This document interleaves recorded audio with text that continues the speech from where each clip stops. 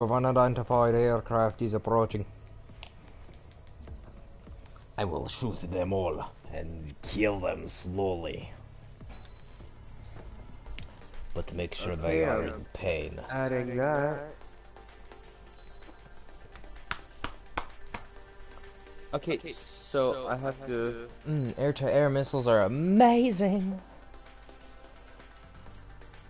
Okay, so I just found this comic book called Justice League Gods and Monsters, right? The one I was mentioning earlier. Now, they wrote the movie, they took the movie and put it in comic book form, and I like that. It's really nice. You can move my cup, Mom, I think. So, like, what? I've got like $50. I'm gonna spend it on comics. Oh. No. Actually, no. Yes, sir. I'm gonna have to ask the dude about it. My name's like, Trigger. I thought it was Ducky. Well, in this game, my code name is Trigger, or Mage 1.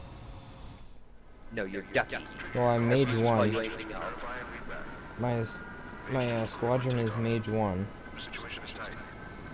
Or my squadron is Mage Squadron, and I'm Mage 2, but my call sign is Trigger. Oh, what are you playing? Ace Combat 7. It's a fighter jet, so. All you had to say is Ace Combat. I love how when live streaming, I've just been talking about video games for the past several hours. Yeah. Or not video games, comic books. And like everyone's just been hearing it and they're like, what the fuck? This dude knows his shit. Take down all unidentified bombers. Yeah, you know what I mean? Like, I feel like that's how that will go down. You know what I mean? It's like, well, his friend in the background knows this shit. Oh, nerd alert. I mean, hey, would they be wrong? No. That's why I got a pile of at least, I don't know. I have to check, hold on. Let me get my charger. I'll check in a second. Let me just plug my phone up real quick and then I'll tell you how many comics I've got. I don't like flying in third person, it's weird. Or first person. It's like, it's up in the 30s. And like it just started this year too. What did? What started this year? My collection of comic books. Oh. Come on, phone, work. Why isn't my phone working? There it is, okay. No. Yes. Maybe. What the? Oh my gosh. That's such bullshit. Either way, here. Let me go get my comics. Bomber down. Repeat, bomber down. Alright, let me start counting how many I have. No, I don't want to count the Kool-Aid packet.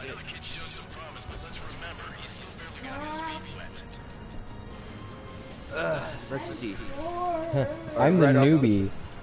I just realized this. I'm the newbie in this game. See, that's 8, 10, 11, 13, 15, 17, 19, 20, 22, 24, 26, 28. That'd be 35, 37, 38, 39 comic books. And I just started this year.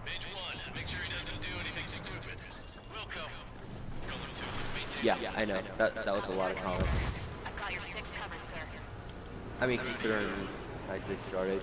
My friend, her dad, has like these giant boxes of Marvel comics. And, ooh, I I could, well, I've been contemplating writing 2 stories, right? So the first story is called Scarlet Knights, and it's supposed to be an out-of-continuity story, right? Where, Damian Wayne is no longer Robin, he's moved on, right? Yeah. And he's now become Redbird. Redbird is actually an alias he used when Talia al Ghul, his mother, was on the run trying to kill him, you know what I mean? And so he used Redbird as kind of like a, well, I'm not Robin kind of deal, right? Yeah. And so it's going to reintroduce that in comics. And then there'd be a new Robin, the 7th Robin. Because technically there's 7, because you have to count Stephanie Brown, if I got that right, and Kelly. Stephanie and Kelly, you have to count them. The only 2 female Robins, or the only 2 female Robins. Why did I keep saying that? The only female Robins. There was 2 of them. Right? Uh-huh. And I might have just failed my mission. Because I took too long after one guy. I mean, to be fair though, they only showed up in like short runs during the series, so.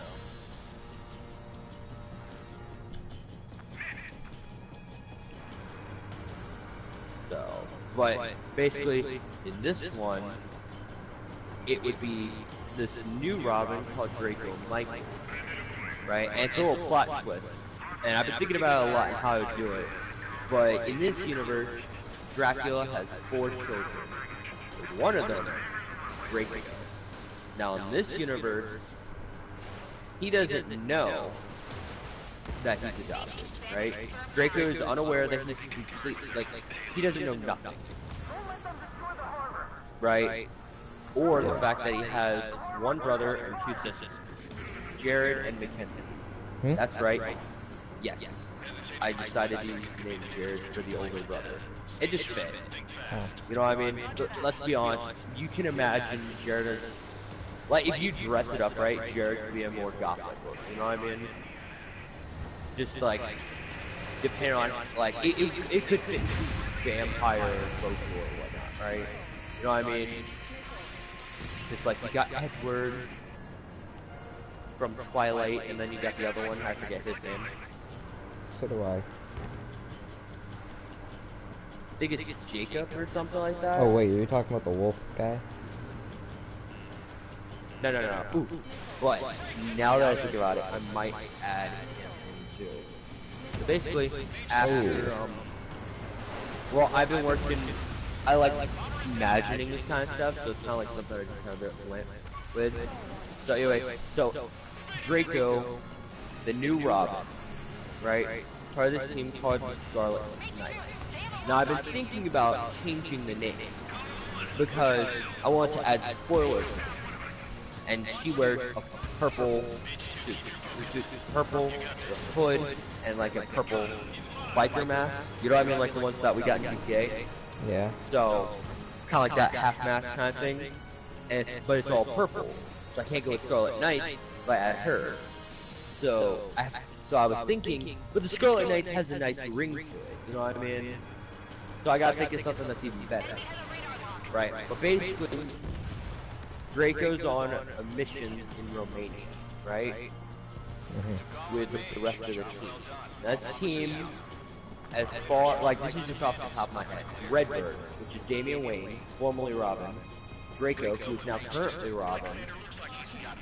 I want to add spoiler, but I don't know how to, because, like, I'd have to change the name. I can't change it to The Knights, because, like, that's too boring. It doesn't have enough flair. So, you'd have that. I don't know. I'd have to, like, think up some other characters to throw into the mix, but that's just the 3 for right now. So they're on a mission. Now, this mission, I haven't decided what they're going to do in it yet, right? It's still pretty flimsy, it's just a pretty flimsy story. But, the ending of volume 1, right? Because I'm gonna write it as a volume and then break it up into books, right? Because I figure that's a smart way to do it. Write the whole story, then chop it off into issues and release them more, so I can you know, not only is that smarter as a business perspective, but also for the simple fact that people are going to want to collect it more. Plus, you know, you can do printings, which will gain the story more popularity and all this and that. So basically, at the end of Volume 1, right, and here's the kicker. Dracula knows, but Draco has no fucking clue whatsoever. Right, and keep in mind, Dracula has 4 children. Hold on. Right. Morgan, can you pass me my controller? All over the Usian continent were attacked in the same way. The damage is severe. Morgan, Many wars are lost. it's down there. To recover from the opening blows. That means successfully retaliating. Put it in my hands. Is very important. You may have turned the tides of battle here. Thank you. You have our thanks. All right. Okay, what were you saying? So Dracula in this story has 4 children: Jared, Draco. I haven't decided what the other one's gonna be, but Mackenzie. Now the reason Bill. now, what? I said Bill.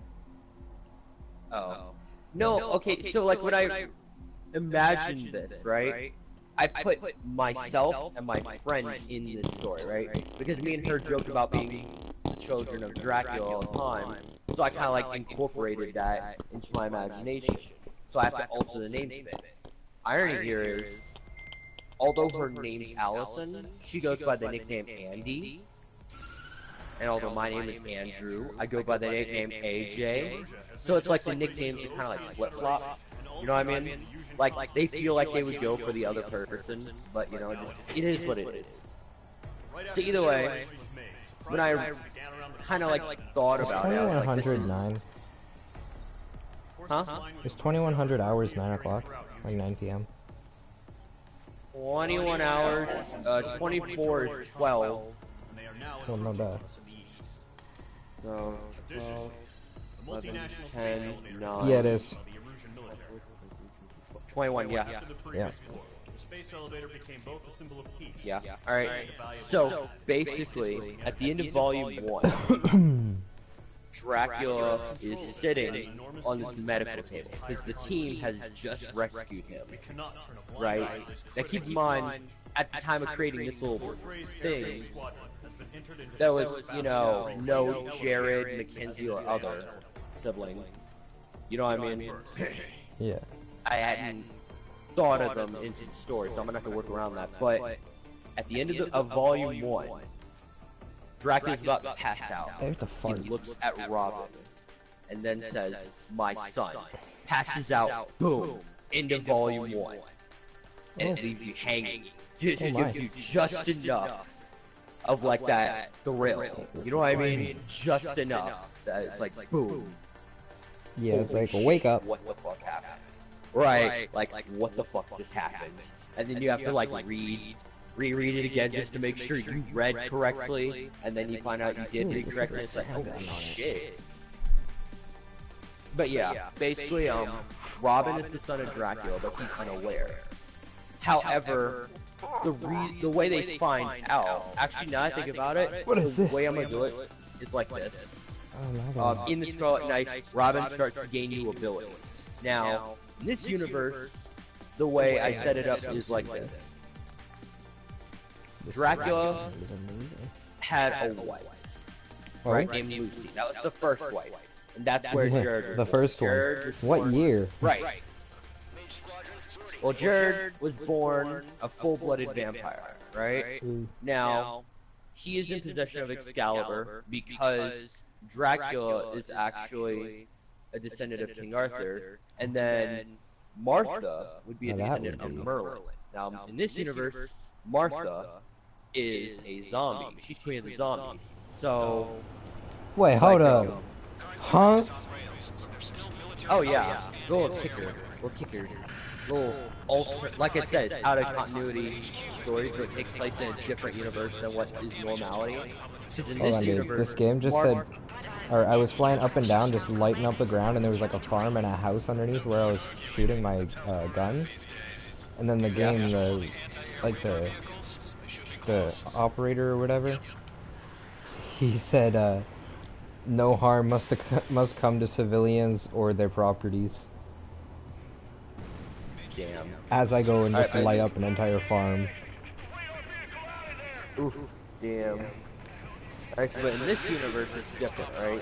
In this universe, you have Martha. She's the queen of the zombies, and Dracula, obviously the queen of the vampires. Now, in the first marriage, Dracula is married to Lucy, and thus Jared is born. Now, because he is a descendant of King Arthur, the sword known as Excalibur is passed down from family member to family member. However, if the sword deems him unworthy, he can't use it, right?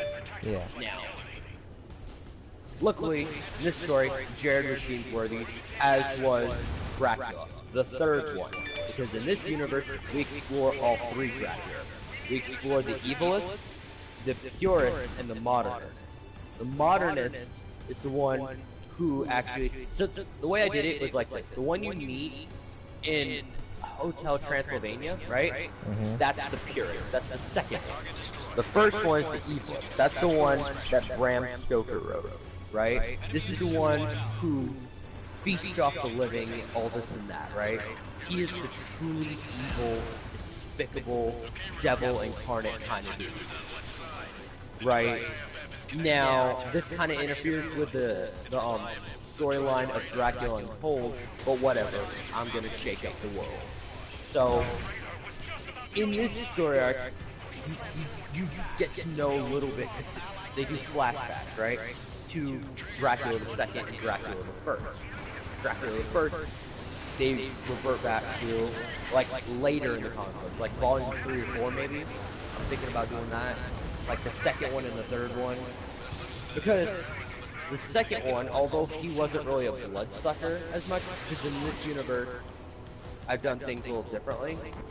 This one incorporates religion, but it's like a new twist on religion, so it's gonna be really cool. But in this universe, the second Dracula believes in purity. You know, kind of like Salazar Slytherin, right? So he believes in vampires should only be married to vampires, and such and such. Now, in this universe, Dracula had Jared, and then Martha had Mackenzie. Now, Mackenzie was a full-blooded zombie. She was the zombie princess, right? But then, Lucy died, and then Martha's husband, king of the zombies, Gregonus, he's dead too, right? He died. And so, now keep in mind, Gregonus and Dracula, the third, are great friends. They're best friends. Like, here's how close they are. Although, Jared, okay, so like, in this universe, Jared is the head of the round table, right? The king is typically the head of the round table until the eldest son is able to take up the mantle, right? So that's how Jared is now old enough. He now is a knight, right? And so, then, with that being said, Gregonus is like really close to Dracula, like the equivalent of Lancelot to Arthur. Now, granted, Gregonus is not a knight of the Round Table, but like it's still that really close best friend kind of thing, right? And Gregonus passes. So Martha and Dracula get married, right? And then 2 more children are born. You have the half-blood prince, who is nicknamed the Dark Prince. And then you have... There's a reason why he's named the Dark Prince. Trust me, you're gonna keep up with this. There's a reason. It's a good one, too. So then you have the Dark Prince, or the Half-Blood Prince, and then you have the Princess, Half-Blood Princess, right? She's just kind of there, right? Like, she's important, but like in the bystanders kind of way. And the reason why Half-Blood Prince is called the Dark Prince is because in this universe, Mary is still the wife of God, right? Like, she actually is married to God, okay? And then, seeing all the pain and suffering that all paranormal beings bring, instead of calling them monsters, paranormal beings just seems more inclusive. You know what I mean? Like elves, werewolves, zombies, vampires. It's like she did this thing called the cleanse, right? And in the cleanse, all vampires lost their need to feed. Right? They still had their powers, but they lost the need to actually drink blood. And then you had for zombies, they no longer have to eat flesh of rings.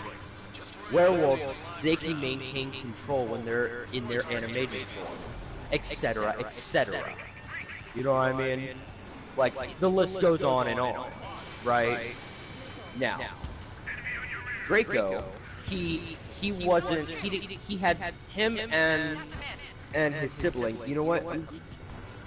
I'll just call her Becky, because you know that actually just worked out perfectly. So Draco and Becky. Dracula fearing that he would not be a good enough father, because keep in mind they're zombies, they're half-bloods, right?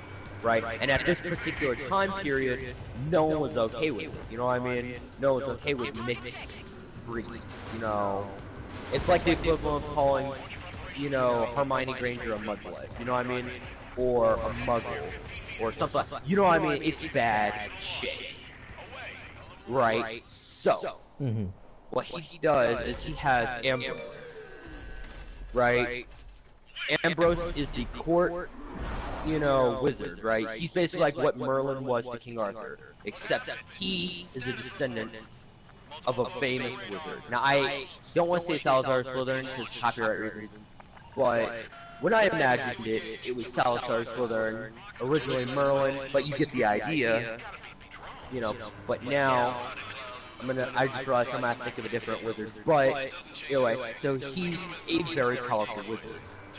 Now, thing is the only way when Dracula is prepared to give Becky and Draco to the priest, before he did, he had Ambrose cast a blood curse on them. A blood, basically a lock on their powers that prevents them from using their powers or anything until they complete such and such, right? They have to like go through an epiphany and all this and that. Now, Mackenzie, Jared, and Becky all had their powers at the time of the cleanse, but Draco didn't.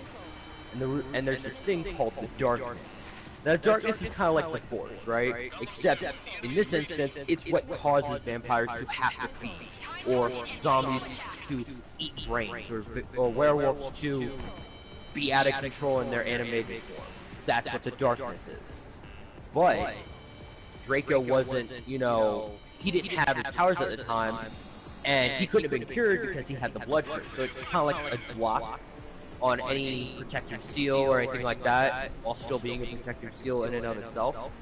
And then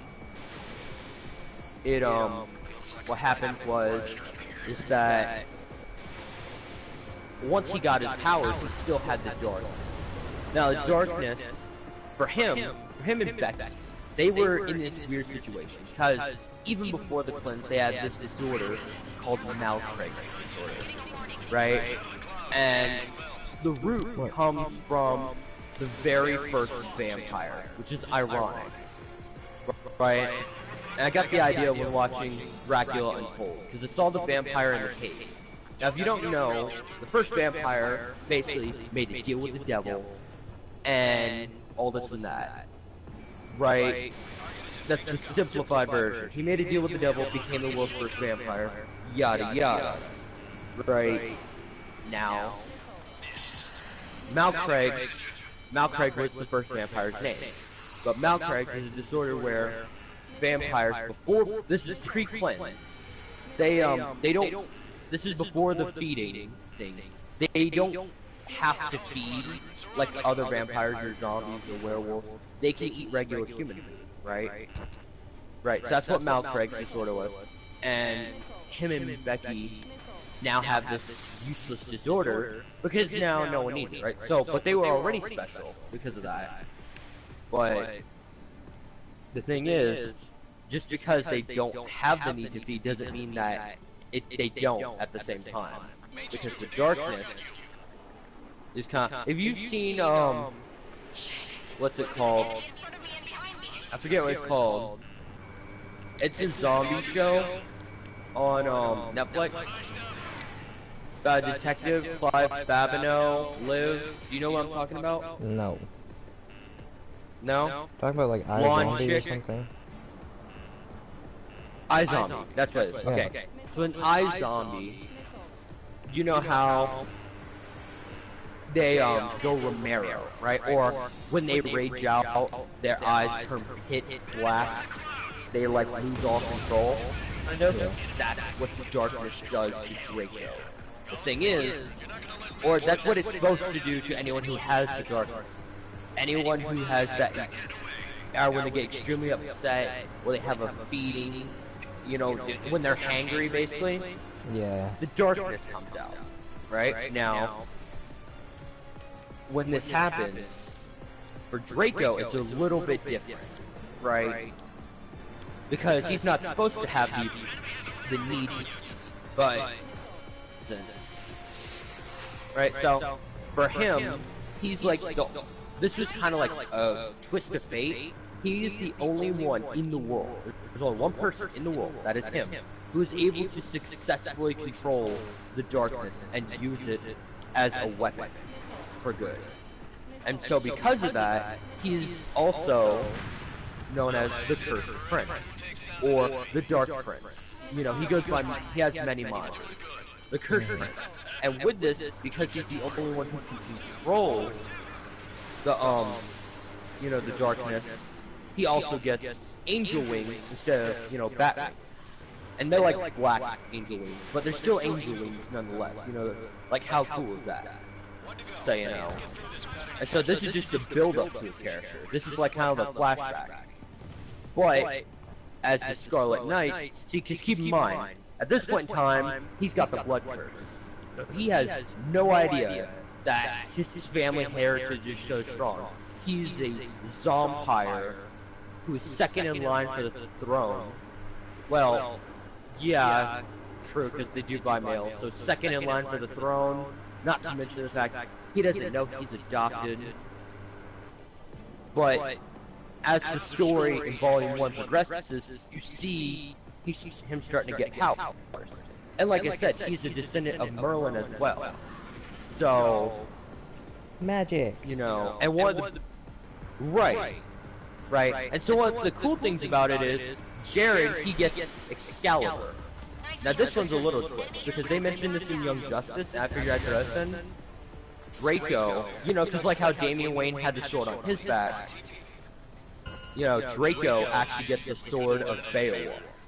Right? Very powerful sword. And just like in Young Justice, it's in a hand kind of case, where the hand, it's like the sword shoots down the arm, and then like the hand keeps it in the case. But this case has a name in my story. It's called the Case of Blessings. And only those who are worthy are able to pull it. It's kind of like a sword in the stone kind of thing, except with a hand. Right, except a hand case. They did this in Young Justice, so I figured I might as well incorporate it, right? And the thing is that just like in Young Justice, it doesn't matter if you're pure good or pure evil, but you have to be pure of heart. Meaning, either purely good or purely evil. Right? And so Draco, unbeknownst to him, is able to use said sword. However, throughout the story, you see him kind of like go through situations where it seems like, is he really purely good? But then he always ends up doing the right thing, and then it further proves the point that he is like truly good and therefore worthy to hold and wield the sword of Beowulf. And then, as the story progresses, you see him start to get superpowers, which is, you know, super speed, super strength, mystical abilities. He becomes invincible because he has the best of both worlds. Ooh. And the reason why, right, it's a new twist. And the best part is, it's that the only thing, in this universe, there's only one thing that can kill a zombie, and that's this thing called Clutching Clove. Oh, right? I I thought it kind was of a nice that stick name. to the heart. No, it's clefts and clove. You can use it like a steak, in a sense. Like you would makes me lace hungry. it kind of like you would lace it like you would karate. You know what I mean? Like you lace it on a weapon and then yeah, right. Yeah. And so I got the name Yeah. from band because you know clefts. Right? I was thinking cleft, and then I kind of like music, and I was like, okay, clefts and clover. Right? And it kind of is supposed to. I haven't designed it yet, but like that's. This is just a story off the top of my head that I'm integrating as I go. Like I'm telling you the basic details. Yeah. Right. This isn't even the full story yet. So. Chunga balunga. So, how do you think so far? What do you think so far of the story? Has it got you intrigued? Yeah. That's good. That's good. Alright, so as the story goes on. Wait, what? It's somewhat confussling me. Oh, it's supposed to do that. It's supposed to take you in multiple directions. Aha! And then finally. You are succeeding. Huh? You are succeeding. Ah, I am So then- of the lost.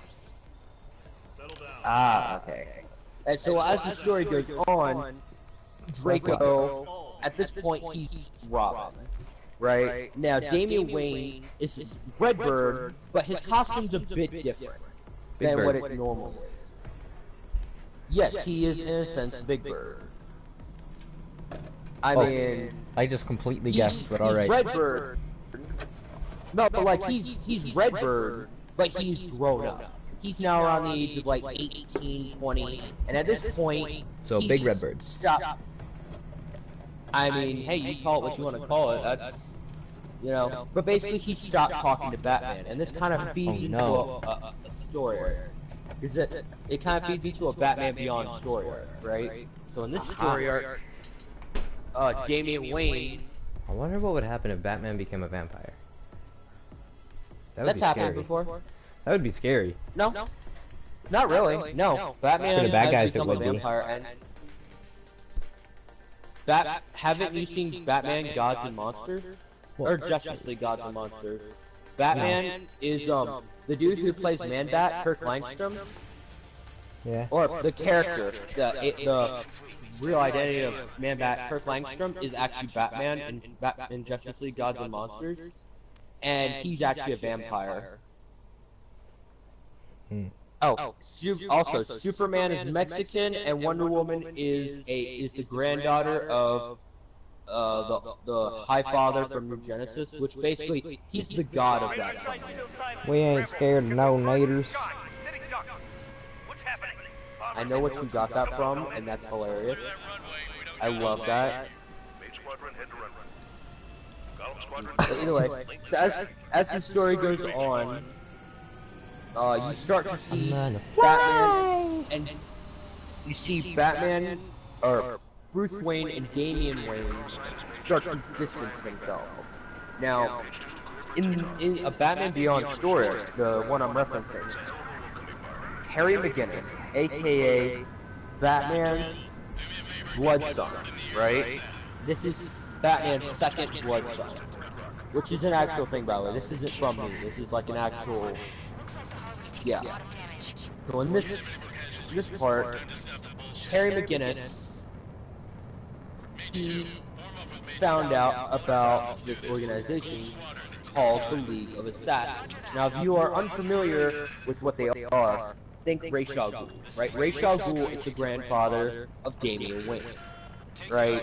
Now, Damian Wayne basically goes and takes over, you know, the head of as head of the Union, right? He becomes the new Ra's al Ghul, or at least that's the title. Sometimes they refer to that as his name, sometimes it's the title. You know what I mean? So like, yeah. Either way,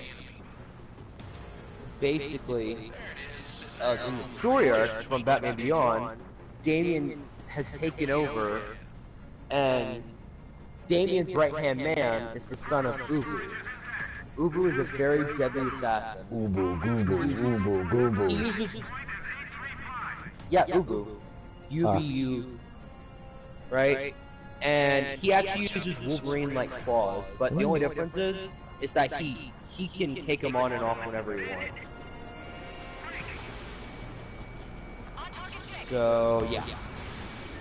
But in the story arc, you see, or in my story arc says, you see Damian and Batman start to drift apart, right? And keep in mind, Jason Todd at this point, which is Red Hood, he has mended his relationship with Batman. Like, that happened a while back, right? So, now Draco, it starts out with him, well, the way the story starts out is in Transylvania, and then it starts out in Transylvania, and then you see how Dracula gave up 2 of his children instead of 1. What? Because they always referred, yeah, Becky and Draco. No, not Becky. Because, well, Becky and Draco were born from the same parent. Draco was 2 years old, and Becky was just born. You know what I mean? And starting to fear that someone was gonna kill them. He did the whole blood curse thing and all this and that. And with that being said, the blood curse also affects their physical appearance. So like small minute details, like for instance, their hair would go from being black to dirty blonde, or such. Kind of like how I wish my hair was, but I digress. So, you know, basically, it's small minute details that make them fit in with their adoptive thing. But here's the twist. Draco was put in the adoptive system, right? But they took him to the hospital, right? All this and that, right? To make sure he was okay, right? Same for Becky. And they got split up, right? They got split up and grew up in 2 separate adoptive families. Now here's the real kicker. So, Draco was actually switched at birth with this other person. Actually, you know what? Scratch that. I'm gonna take that out. I'm gonna take out the whole hospital bit because that's getting a little personal. That's something how I wish it had gone down, at least for me. You know what I mean? That's kind of like a personal imagination thing. But basically, Draco gets into his adoptive family. He's fine. He's completely unaware that he's adopted. Like I said, the blood curse, it alters your appearance, and since it's magic, it's like an ongoing thing, right? So he can, you know, he can keep his appearance changes based on who he's with, right? So his like his first adopted family, you know what I mean? You know what I mean? The magic, in a way, has a mind of its own. It's kind of like self-aware in the sense that it senses stuff, you know what I mean? So, like, for instance, say he's 2 years old and he got adopted by this family who had dirty blonde hair. His hair would turn dirty blonde. Or, say, when he turned 4, after being with that family, he got adopted by, I don't know, like a brown-haired family, or even a blonde-haired family. His hair would change to match those needs, you know what I mean? And so he would grow up pretty much just the same way as his adopted family. Right? Shapeshifter! What? Shapeshifter! No, oh. No, it's not because of him. It's an illusion. It's not like actually him shapeshifting. What are those things called? I don't know, but there's a lizard that changes color. What's it called again? Chameleon? Yeah. Well, that's basically what the blood curse is, right? It's basically what it is, right? It changes small, minute details so that way he blends in more. And keep in mind, he's completely unaware of this, right? Now, when he gets found, like, what happens is basically Batman is looking for a new Robin, Because at this time, this is before Terry McGinnis, right? So this is long, this is a good 20 plus years, 20, 30 plus years before Bruce has given birth to Terry McGinnis. Bruce doesn't give birth, he's a guy. And you never know nowadays. This is true. I mean, obviously I'm making a joke, but I see your point. You know what I meant though, right? Like, Miss, I forget what her name was. It was Terry's mom, right? Hadn't given birth to him yet. This is before. This is long before. Yeah. So, at this point, Draco, he's still pretty young, right? He's at least 13. But he has joined, he is now Batman, right? Or not Batman, but rather his sidekick, right? You know, he's Robin, right? But as the story progresses, you see him and Batman have a falling out, and then he decides to join the Scarlet Knights, right? And with that, he joins Damian Wayne and Spoiler, right? And, you know, I haven't decided who else I'll add. I don't want to add Red Hood. That's too much. You know, he just... Spider Monkey. I don't know where that came from. Maybe. That just popped into my head randomly. I mean, maybe I could create a character out of that. Oh. You know, I mean, obviously I wouldn't call it Spider Monkey, but like, an assassin with the ability. Well, I mean, that'd be too close to Spider-Man, you know what I mean? Monkey Spider. Plus, Spider Monkey's also the thing's trademarked by Ben 10. What? Like, there's... Yeah, Ben 10 has an alien called Spider Monkey. Oh, yeah. Yeah. I mean, to be fair, it's also a common phrase, so, you know. Either way, as the story progresses, you see Batman and Damian grow apart, but you also see Draco and Batman grow apart. But the thing is, Draco doesn't stop being Robin, right? And the design I'm thinking for him is very similar to Damian Wayne's, except he has, instead of the red like kneecap blockers, it's just black tights. He's missing his knee. Right. So basically, it's similar. I don't know. It's basically I said he's missing his knee, and you're like, right. Well, I mean, he's missing his knee protection, right? So Damian Wayne has, he has like these kneecap Spider Monkey covers on. Okay then. But basically, he has his kneecap covers on. Damian's Robin costume does, and Draco's will have just a straight black, you know, kind of. I don't want to say leggings, what are they called? Tights. That's what they are, tights. Right. So it's kind of a mashup between Jason Todd and Damian Wayne. Right. So both elements. So that way it's more flexible, all this and that, but it still has key elements of Damian Wayne's Robin suit. And then, you know, although, like, when he starts out as Robin, he's right there by Batman's side, right?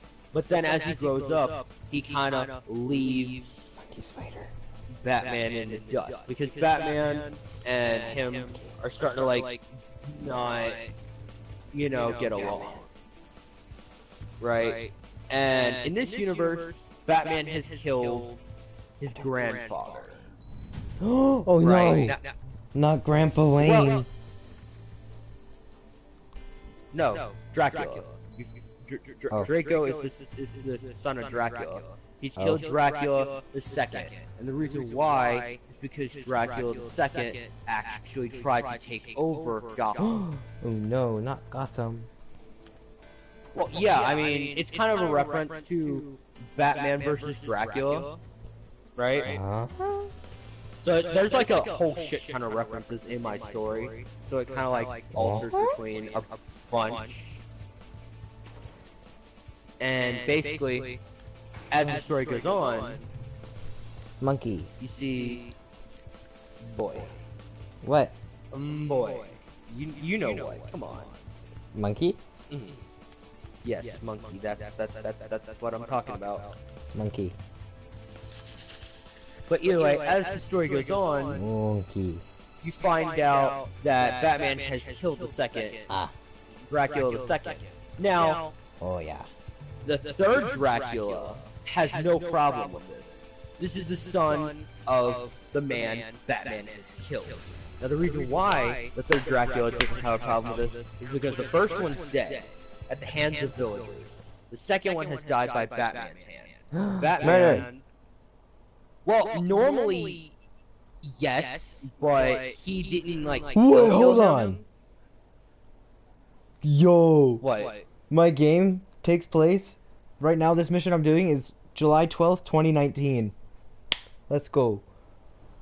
That's super dope. Okay, you can continue your story now.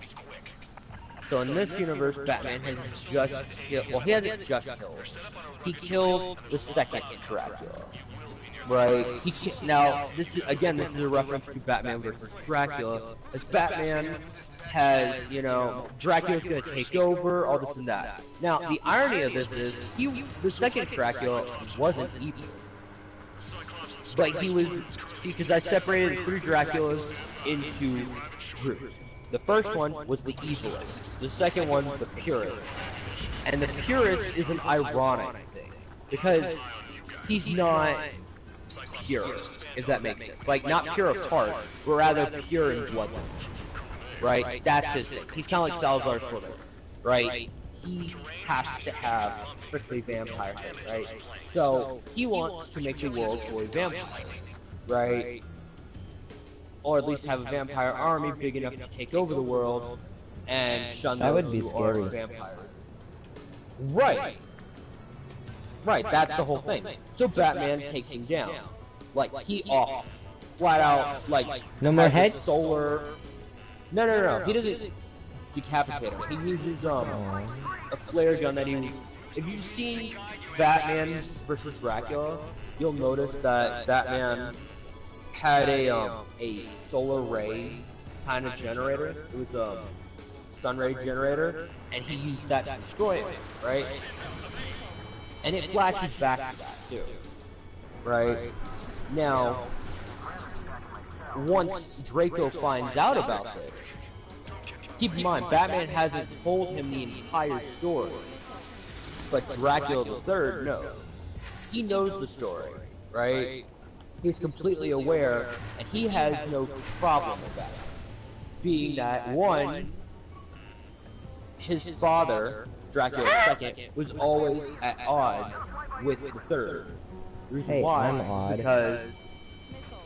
because Dracula III married Martha, and he's the purist, so he didn't believe in mixed marriages.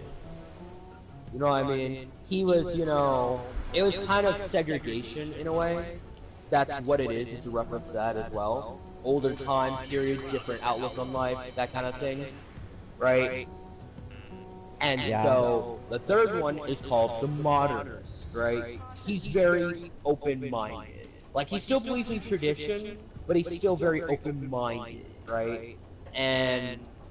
But he's still civil. You know what I mean? He's not like banana shit crazy. He's very calm, collected, and then in the story you see flashbacks to Batman flat out talking to Dracula the Third as if he was a friend. Right?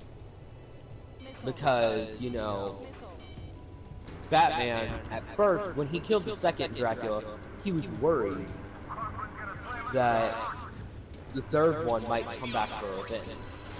So he sought the third one in hopes to end it right there and then. Not like necessarily kill, but like to see where he stood. But surprisingly, it's a kicker. The third one immediately forgives him and it's like, I understood, you know, you had to do what you had to do, and frankly, I was probably gonna have to do the same. It just would have been harder for me, you know, all this and that. So it's like a really weird kind of situation, you know what I mean? But like, he gets why Batman had to kill him. And if Batman hadn't done it, he would have had to do it, and it would have just been too difficult because this is actually the second Dracula's own son. Because the second one had to be corrupt with power, right? Because, keep in mind, at this time, the third is the actual king of the vampires.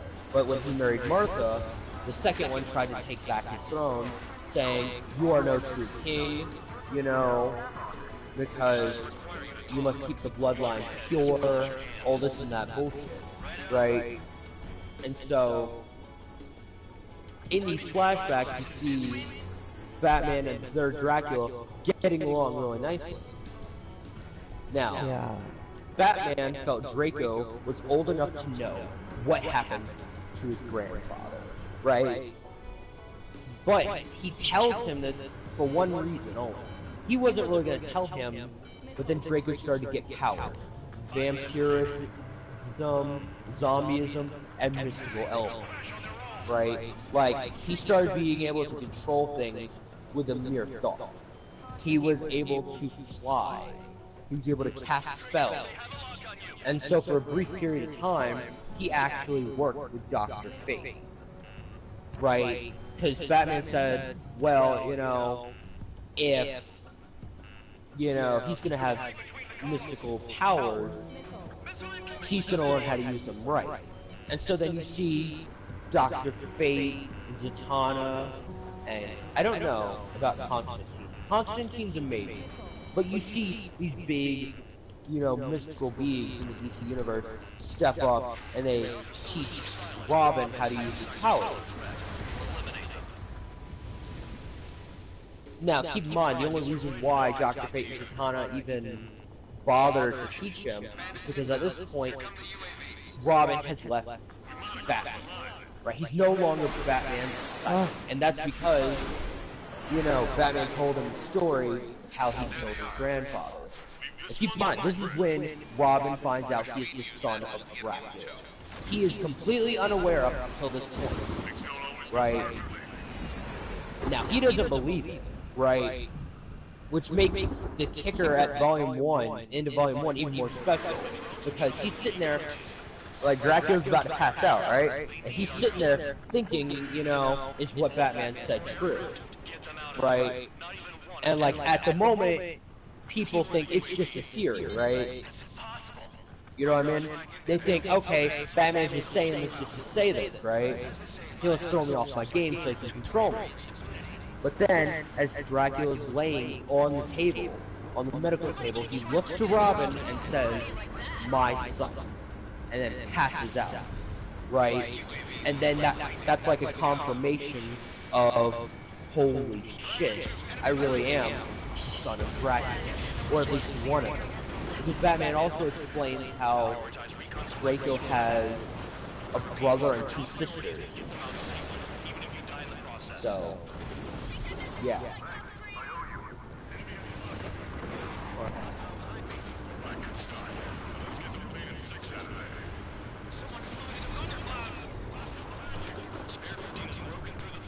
Sorry, I wanted to see what they were talking about. They mentioned my name. So, either way. I got struck by lightning. Oops. So basically, after Batman has told Draco this, Draco storms out of Wayne Manor with the Robin costume in hand. Batman, at the time, is unaware he's taken the Robin costume. And keep in mind, Draco is already Robin, but he's unaware that, you know, Batman, Batman doesn't know, but Draco is Robin, right? Batman knows that Draco is Robin, but Batman doesn't know that Draco took the suit when he left.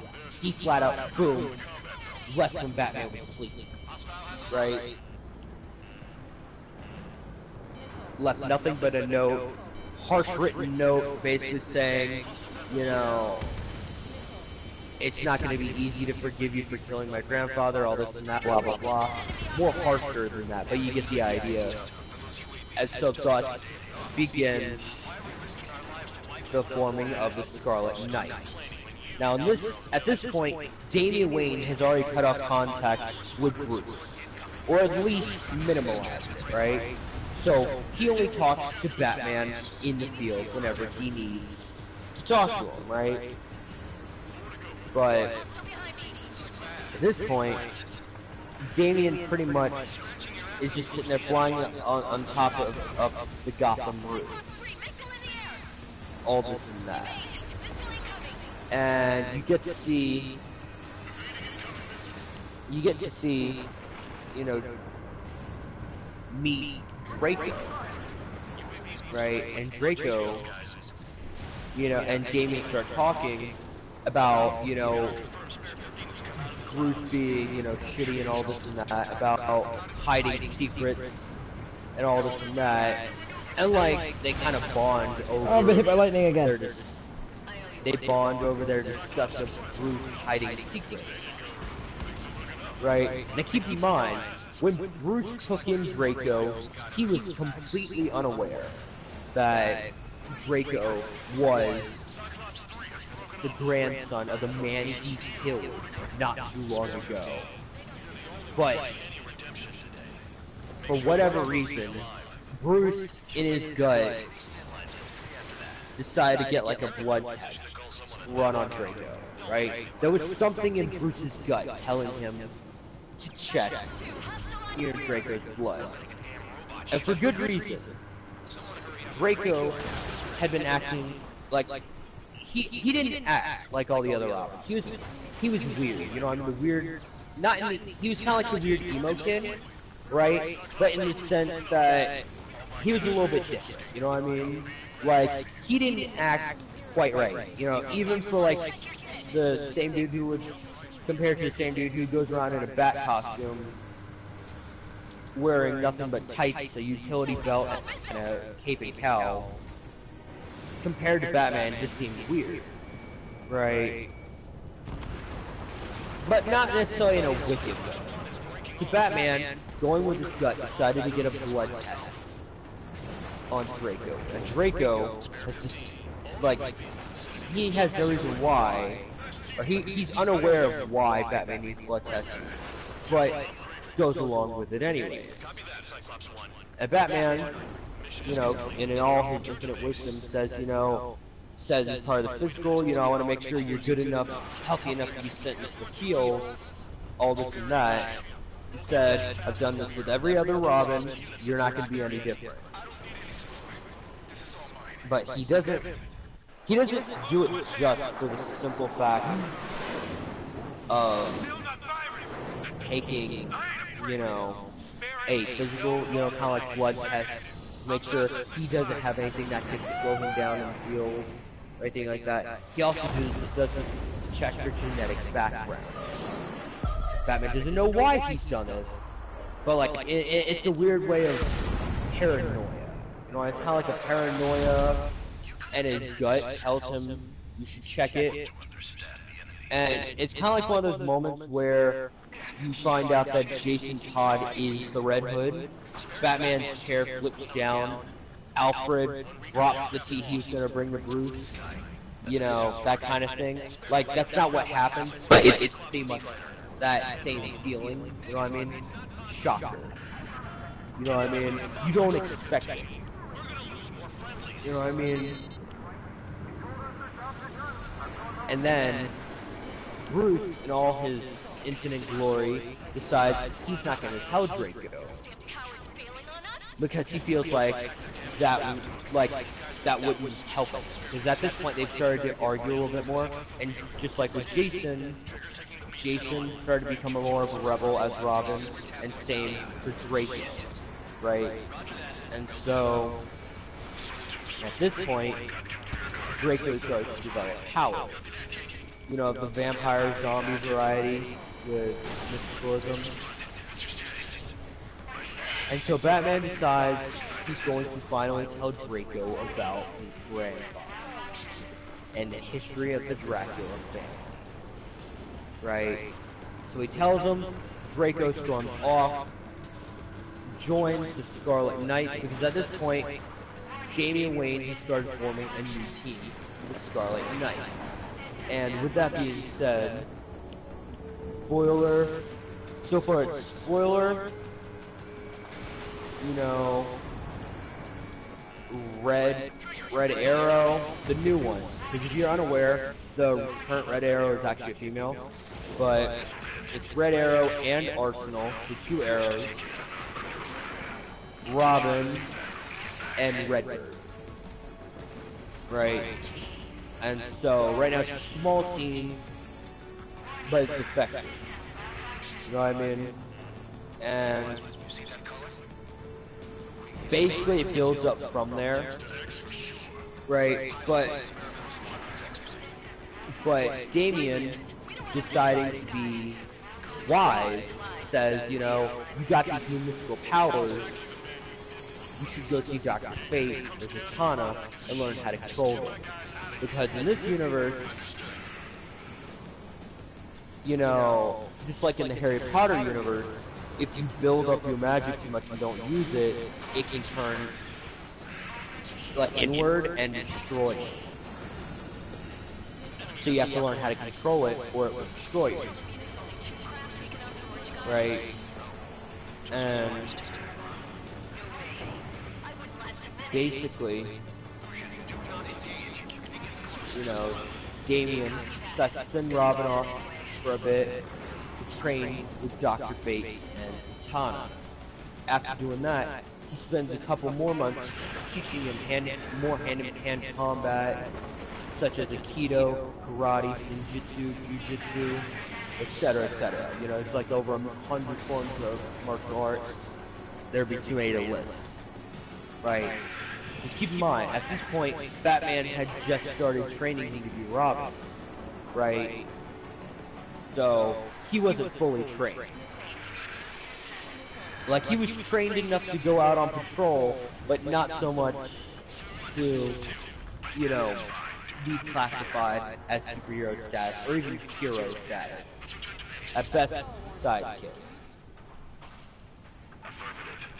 So at this point, Damien has went to train with Dr. Fate and Zatanna. Now, the team goes on one mission. This is a recon mission. Dracula's castle. And the reason why is because there's been suspicious activity going on. A lot of Zeta tubes have been opening up around there. And they think that there's like gonna be some kind of paranormal rising or something, you know what I mean? Like they think that, because they don't know that this is Dracula the Third, because Dracula the Third and Dracula the Second look very similar, right? And if you've read Vampirian folklore, Dracula actually tricked the world by saying that his son's name was Alucard, which is actually just Dracula written in reverse, right? So at this point, they think this is Dracula the Second. They're completely unaware this is actually the third Dracula, and that all this and that. So they think this one is actually still evil. Somehow he came back from the dead, even though Batman's destroyed him, all this and that. And so they come and they do recon missions, right? But then they realize their intel is kind of shitty when Draco tells them that that's actually his father. Or at least that's what I was thinking at the point, but it doesn't fit in, so we're gonna scratch that out. So no. At this point, Draco says we shouldn't do anything. I'm gonna backtrack. So instead of saying that's my father, Draco says Batman told me that may be my father. I don't think we should move in and try to take him down until we know for sure. You know what I mean? Because Draco's praying to God that this man is not his father. Because at this point, Draco is also confused, right? He thinks that he's the son of Dracula the Second, but Batman made it very clear that it was the third. Right. Ooh. So, right, plot twist. You know what I mean? Twisty plot twister. Right? And so at this point, Draco's still unsure because Batman has just, Batman has basically just told him, hey, you are Zompirian royalty. Oh, by the way, I killed your Zompirian. It means vampire and zombie. I know. Oh, okay. Well, basically, he said, you're basically Zompirian royalty. Oh, by the way, I killed your grandfather. And all this and that. Do you still want to be Robin? That's basically how the conversation went down. And Draco left Wayne Manor, as I told you before. So then, as you know, Draco doesn't know whether or not to trust what Bruce has said. So he tells the team, and the team decides they're gonna do more research. They're gonna keep reconning. Oh, that hurt. And then they discover that this is actually Dracula the Third. Oh, cutscene. Right. So then they realize that the one that they thought they were hunting was actually dead. The second one is dead. The third one, they realize it's the third, but they don't know whether or not to trust if this is still Draco's father. They do know, however, Dracula III isn't the one causing all the Zeta Tube activity. They actually discover that it's the result of... Fuck, what was it? It was, if I'm correct, it was... Fuck, I can't remember. It was evil wizards. I'm correct. It was like basically members of the Orders of Chaos. You know how you have Lords of Order, like Dr. Fate and such? Well, you have on the opposite end of the spectrum Lords of Chaos, such as fuck, what's his name? I like a good story myself once in a while, but I wasn't here to talk books.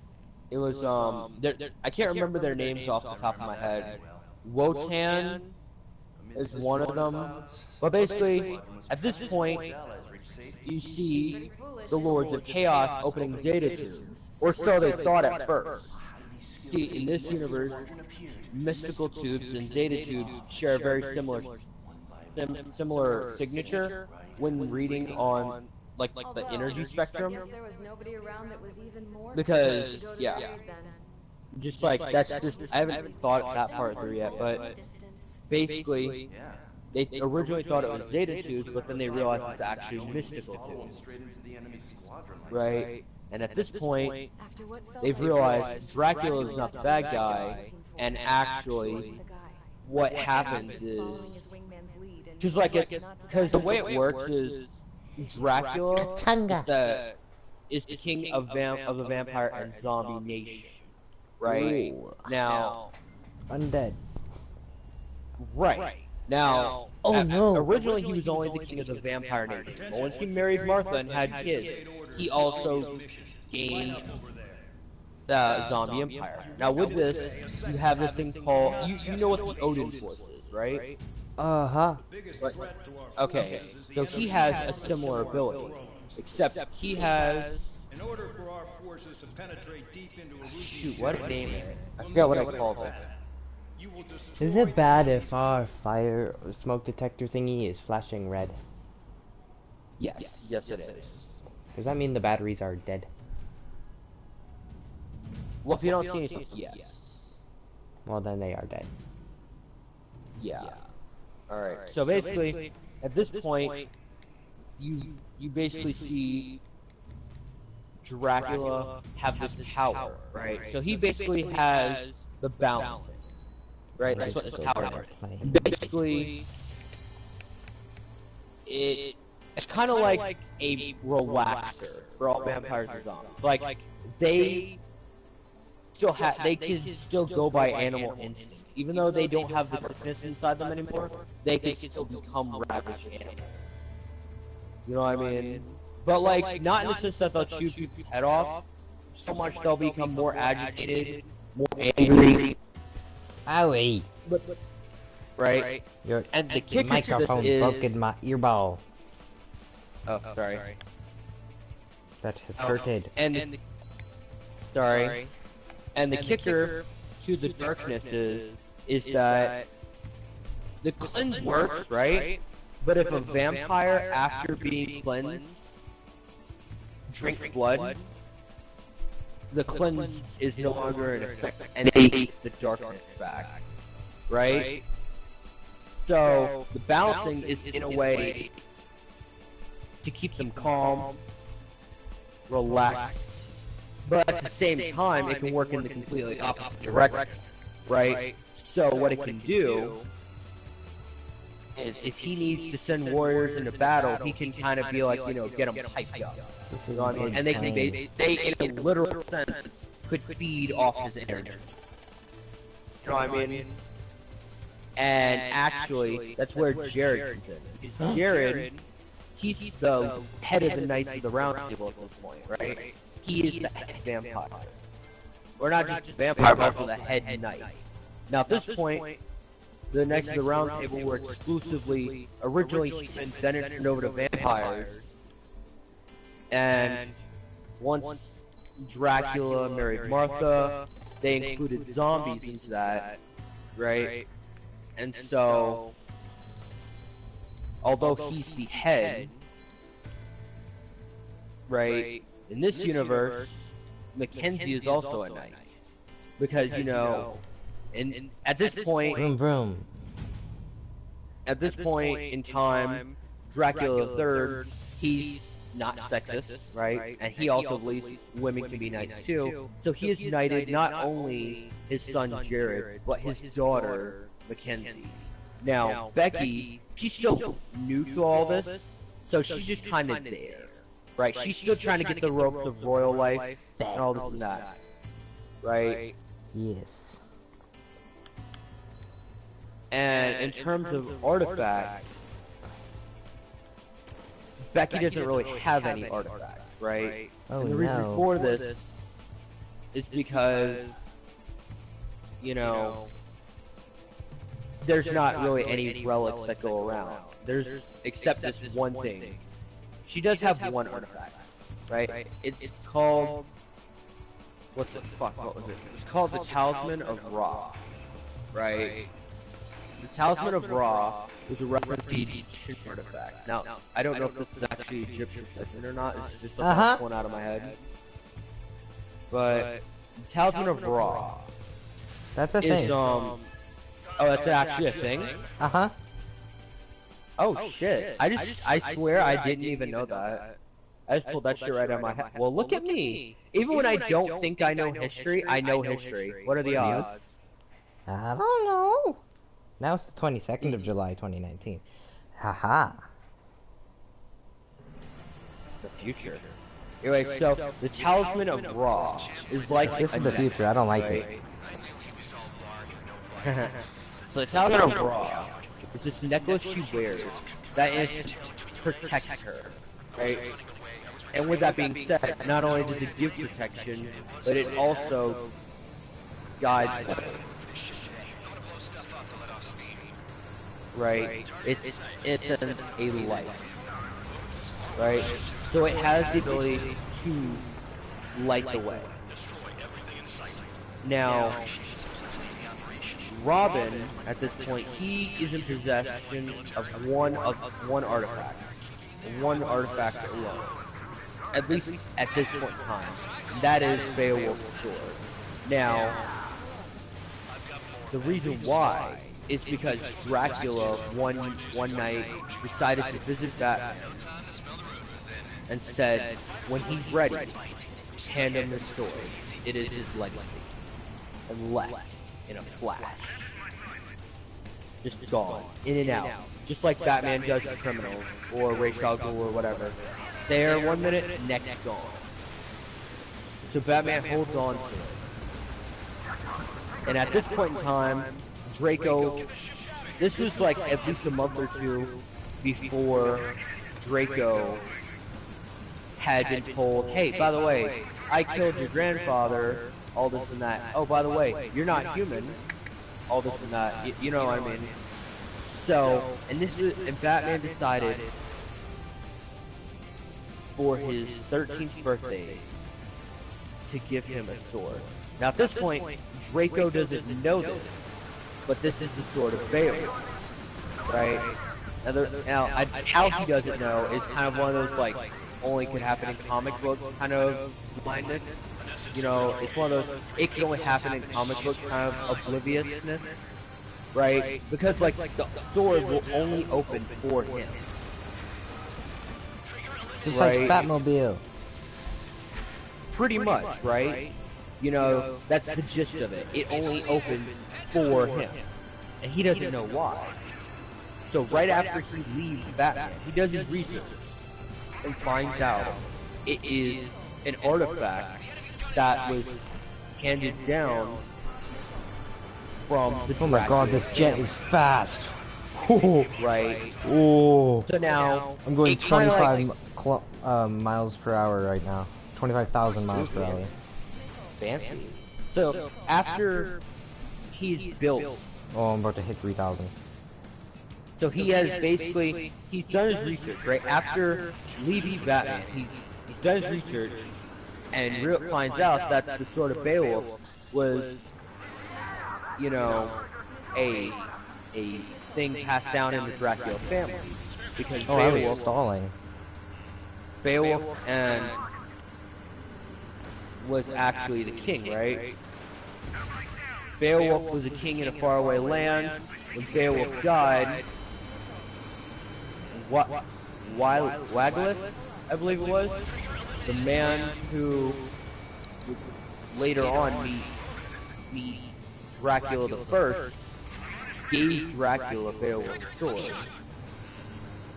Right? Now, Waglith, I believe it is, did this as a test to prove that Dracula was impure. The first one, rather. Prove that he was like a horrible and cruel man. I'm bombing an oil facility. But here's the real kicker, is that Waglith never got that sword back, because that's what the original intent was, to get the sword back. Dracula the First didn't even bother to try and open it, because right away he knew exactly what that was and how the Case of Blessings worked. Right? And he said, it'll make a great wall decoration, and just left it on his wall. The second one, getting curious, tried to open it, and then got scolded by the first Dracula. And then the third Dracula tried to open it, and it was kind of like a tradition. You know, if you try to open it, you're gonna get scolded by your family member. But Dracula, Time's up. he knew his son Draco would be able to break the cycle. He knew his son, at least his second-born son, would be able to wield the sword of Beowulf. And the reason why is because he saw his first son wield Excalibur, right? Because at the time, Excalibur was also handed down at the same time as the sword of Beowulf, right? Because for like when kings would visit vampire royalty, vampires were known for their fascination with swords, at least in the early 80s.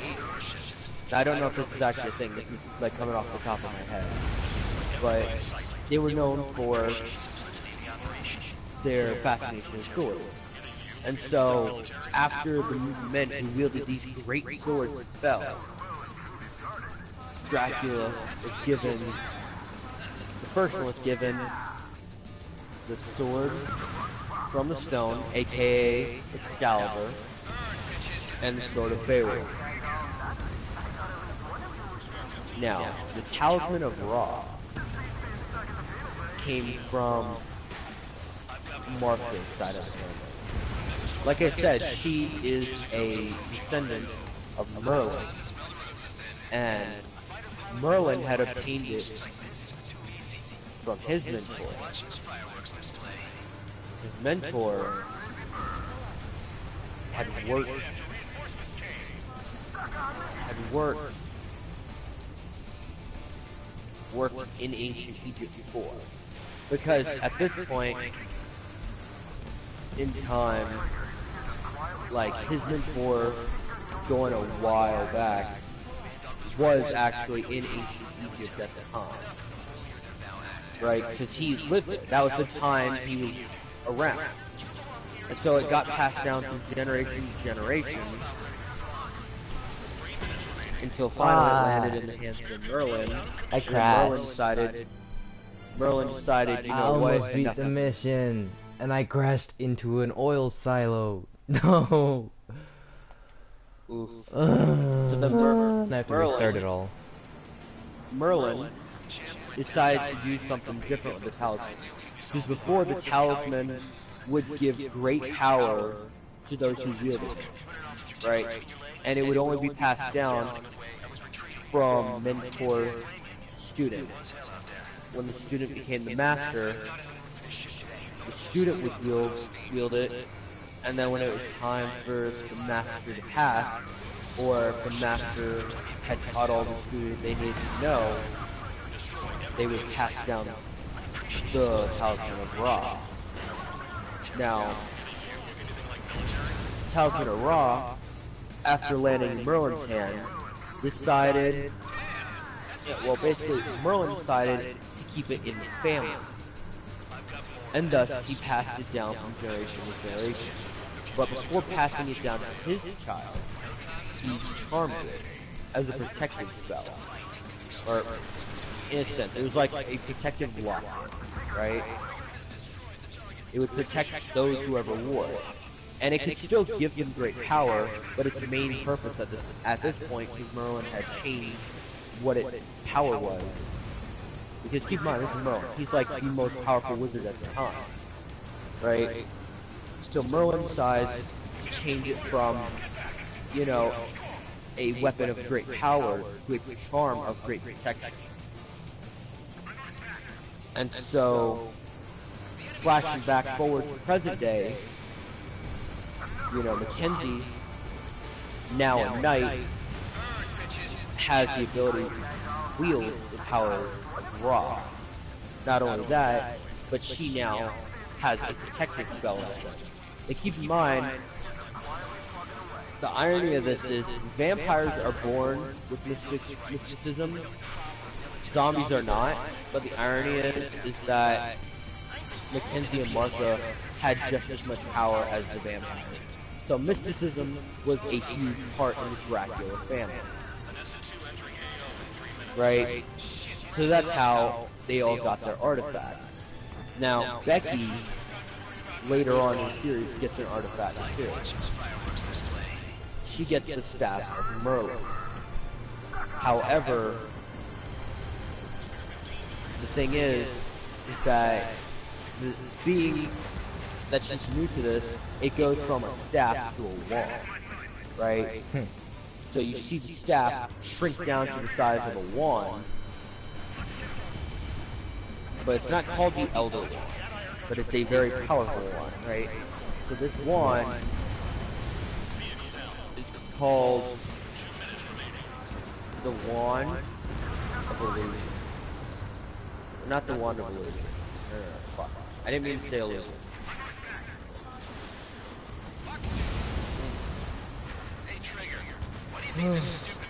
The Wand of Illusion is a different one. The Wand of it's called the Wand of Destiny, right? Which, by the way, I would like to point out is the nickname for the Elder Wand in Harry Potter, but it's not the main one, so that's why I'm going to call my wand the Wand of Destiny. The Wand of Destiny basically is a wand that was originally. See, the way it works is it shapes itself based on the soul fact of the possessor. And unlike the Elder Wand, it doesn't require you to steal it from its old master. Right? All you have to do is, as the master, from the master to the student, you have to basically give it up.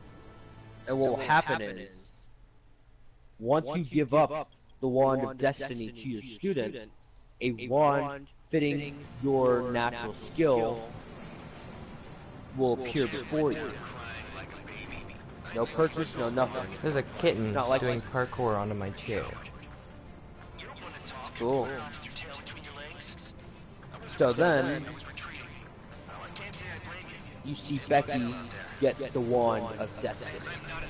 Now keep in mind, you know, these are multiple mystical artifacts, right? So you see Mackenzie with the Talisman of Ra, you see Becky with the Wand of Destiny, you see Draco with the Sword of Beowulf, and then you see Jared with Excalibur. And the reason why that Draco is given the sword known as Beowulf, or the Sword of Beowulf, because he is the only one in his family who can open it. Not even his own dad, because he is the purest of heart. And this, keeping in mind, this is despite the fact that he's also the only one who has the darkness still left in him. And keep in mind, with the darkness, he doesn't have the Why do you keep taking the kitten? It's sitting there all comfortable, about to lay down and sleep, and you just pick it up and take it away. Let the thing sleep. Anyway, so, despite the fact that Draco has the darkness inside of him, he still has the darkness side of him, but he also has Malcraig disorder, which means he doesn't have a need to feed, but if he were to cut loose and let go control of his power, the darkness that is, he could really do some damage, because he could turn into a crazy animal, biting people's heads off, ripping, decapitating them with claws, tearing people to shreds.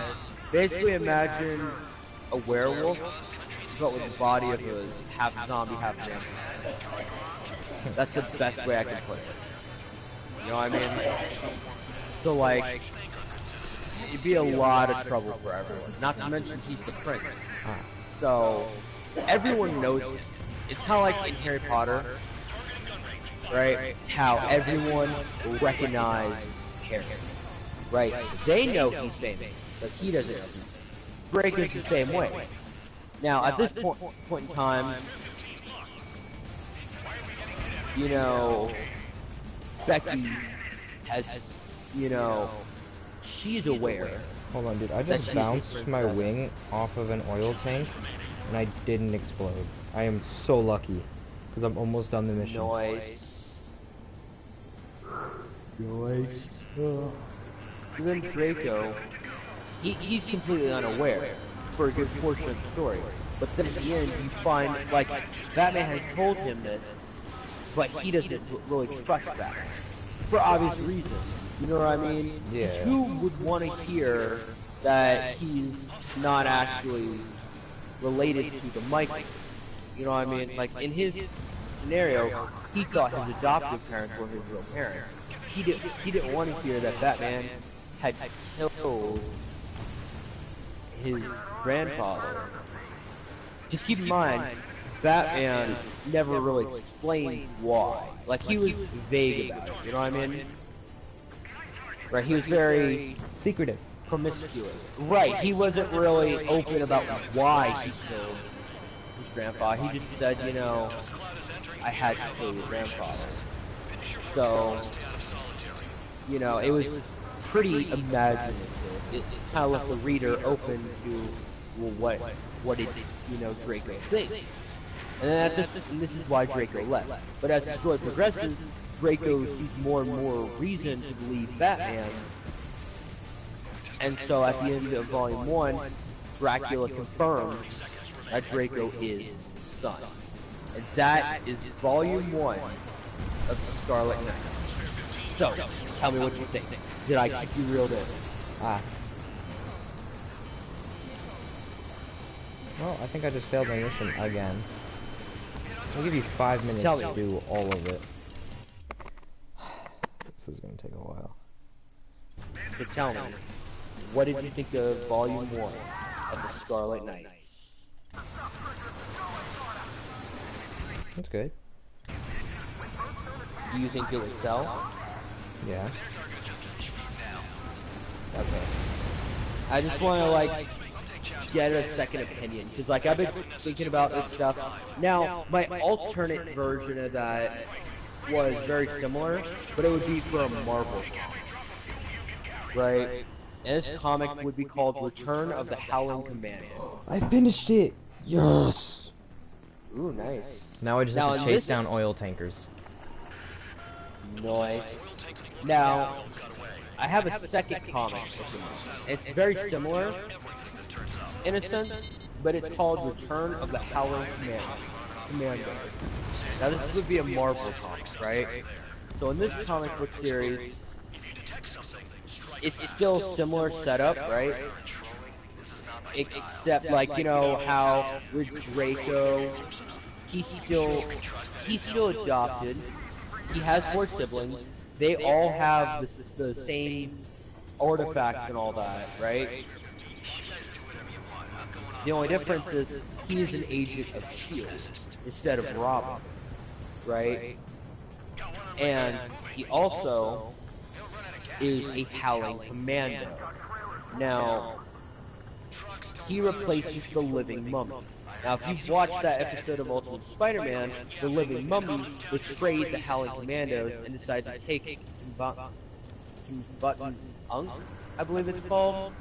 The Ankh. He decided to take the Ankh, which is basically an ancient Egyptian artifact that is supposed to be the equivalent of a cross, right? Has great power, all this and that. And so, he's the rookie, right?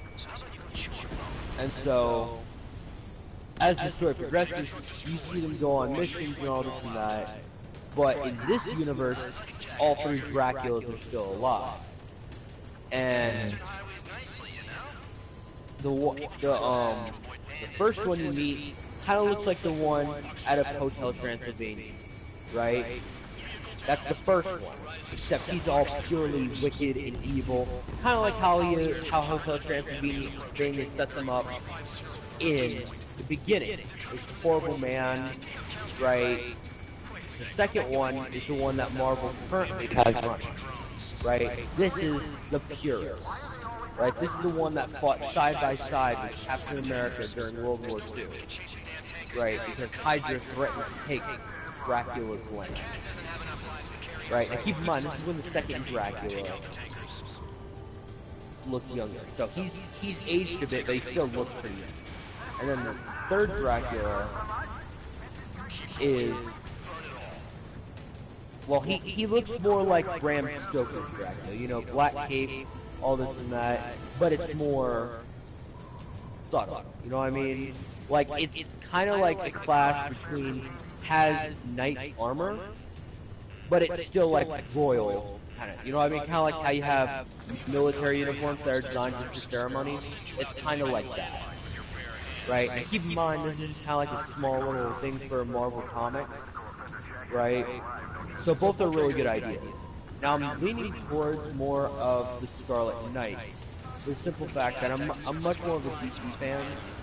Like, don't get me wrong, I love Marvel. Rest in peace, Stan the Man. And also, you know, like, don't get me wrong, I like the Howling Commandos too. You know, Stan Lee also wrote DC Comics too, right? Stan Lee? No, he didn't. Yeah, he did. No, he was the creator of Marvel. But he also wrote some of the DC comics. What comics did he write? I don't know, I know he made comics for both. I'm gonna search that up. Shoot, I find that very hard to believe. Stan the Man Lee wrote comics for DC?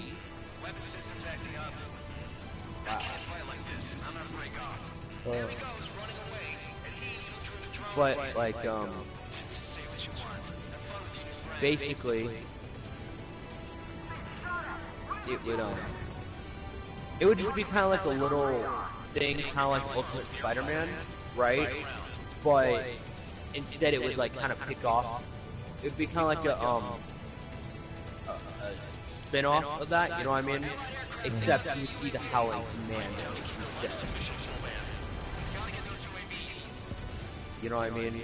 So you get to see the Howling Commandos. Keep in mind, this is Jack Russell, aka Wolf by Night, Frankenstein's monster. Let's see. There's more. You'd also get to see Wolverine return as a Howling Commando as well. He's dead. Wolverine? Yeah. Well, in this universe, he's not.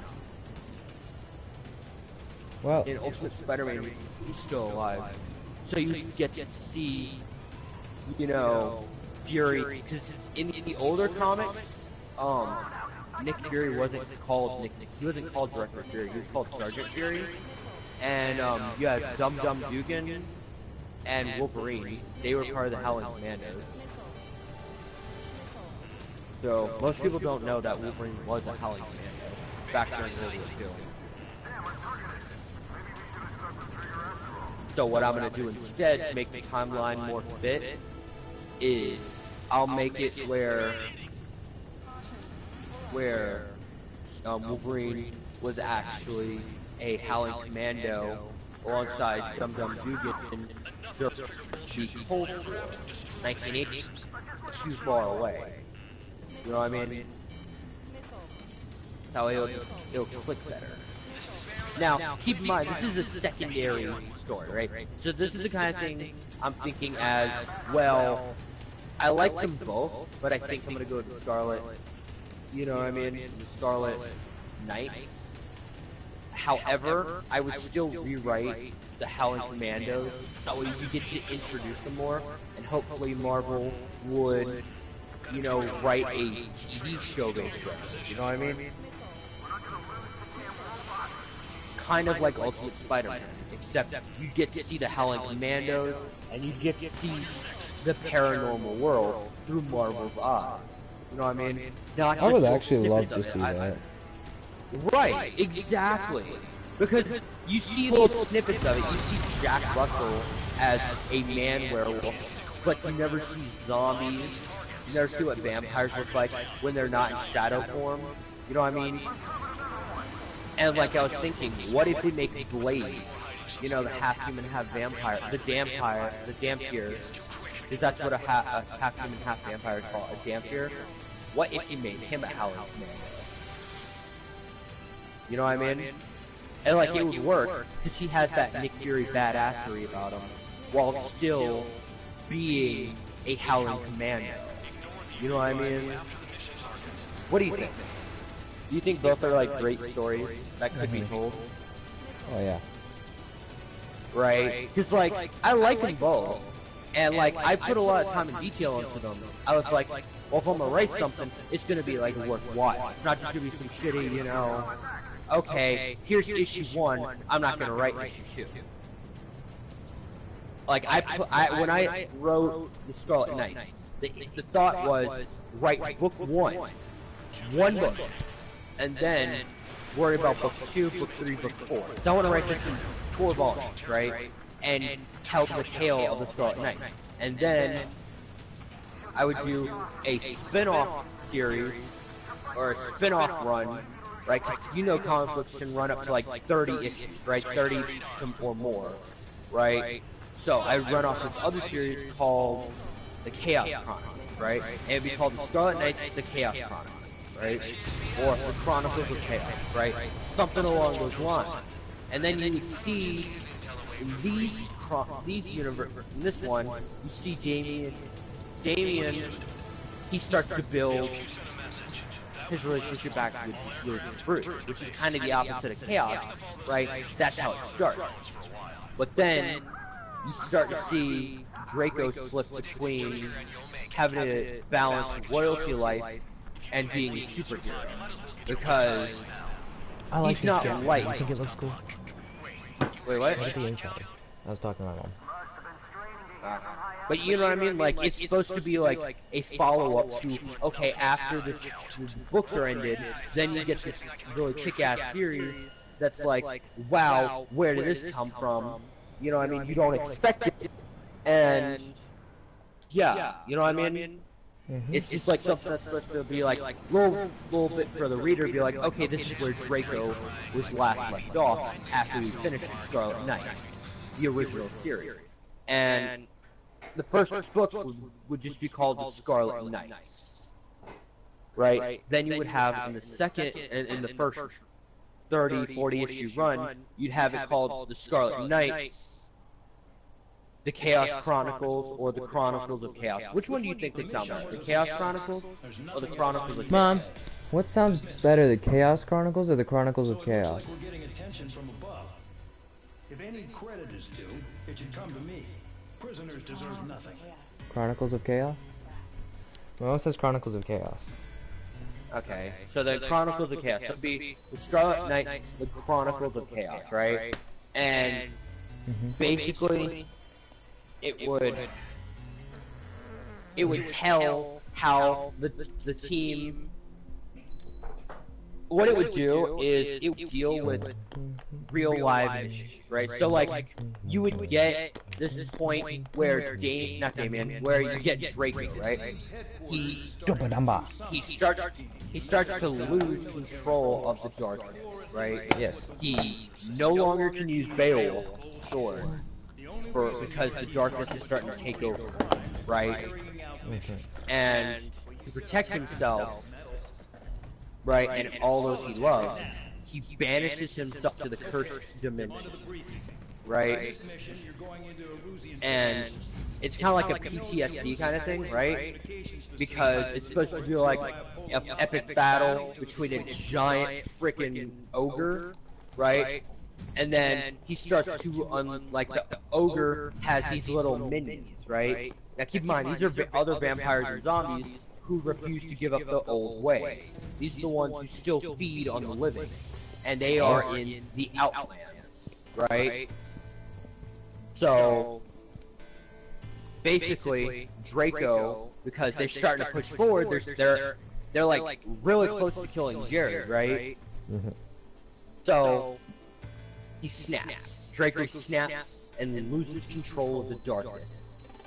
He zips over to one of the well, it's not just vampires and zombies, right? It's keep in mind, it's also elves, even humans who are flat out evil. And conveniently, the dude he zips over to is human, and he takes a gnarly bite out of him. Keeping in mind, he doesn't need to feed, and also he already has the darkness in him, so like he can't lose the purity of the cleanse because he never had it, right? But he lost his shit, right? And he bit into the human and started tearing through, right? And Jared and Mackenzie are trying to rip him off the other humans, and he's just covered in blood. The front, right, the Robin suit is just covered from mouth to like waist, pure blood, right? Like it is soaked. Keep in mind, these are metal plates, right? They should have just dripped off, but no, there was so much blood, it stained his suit, right? So, keep in mind, none of the victims are dead, but they're gonna be in the hospital for a while. Oh yeah, definitely. Right? But so, Draco,